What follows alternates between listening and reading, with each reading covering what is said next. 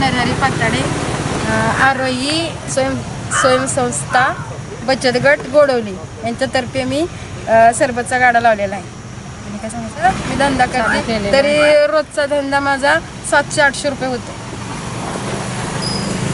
ताक आहे, लस्सी आहे, परत आणखी लिंबू सरबत आहे, चहा आहे, भजी आहेत, कॉफी आहे, सगळे खाद्यपदार्थ सगळे म्हणजे खाद्यपदार्थ ठेवलेले आहेत. मध्ये लिंबाचा रस, परत त्या मापातच घ्यायचा, एका ग्लासला अर्धा लिंबू, आणि त्याच्यानंतर 3 चमचे साखरेचं पाणी, थोडंसं मीठ, बर्फ लागेल तेवढा, आणि नंतर पाणी टाकून जेवढं पाणी लागते तेवढं टाकायचं. नंतर थोडंसं मीठ टाकून मग ते मिक्स करायचं आणि द्यायचं.